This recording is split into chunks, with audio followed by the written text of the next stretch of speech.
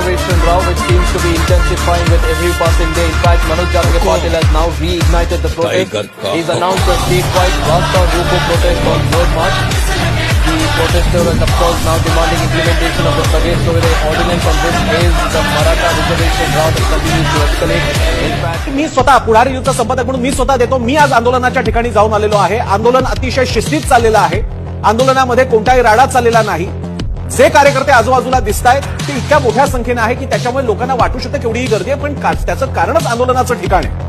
उद्या जर का दसरा मेळाव्यातले शिवसैनिक एका क्षणात दादरला पसरले तर जे वातावरण बघायला मिळेल ते वातावरण तिथे बघायला मिळेल. तिसरी गोष्ट म्हणजे ग्रामीण भागातून कधी नव्हे तो मुंबईत आलेला आहे. त्यांना तुमच्या मुंबईशी काही देणं घेणं नाहीये. त्यांना त्यांच्या आरक्षणाशी देणं घेणं आहे. 1, 2, 3 दिवस काय आले तर लगेच आम्हा सगळ्यांना केवढी मुंबईला भेटीला धरलं, काय त्रास झालाय आम्हा सगळ्यांना. ही मंडळी तीच आहेत की जी मुंबईमधल्या आपल्या सगळ्यांच्या घराला अन्नधान्यानं भरतात, जिकडून आपला सगळा कच्चा माल येतो, जिकडून आपल्यासाठीचा वर्कफोर्स येतो, तोच हा वर्ग आहे, तो आपल्याकडे आलेला आहे. त्याच्या बाबतीत आपण बोलतो, याची आपण सगळ्यांनी जाणीव ठेवायला पाहिजे.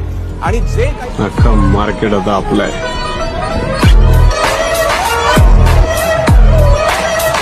गोळ्या घातल्या तरी मनोज जरांगे चाटत नाही.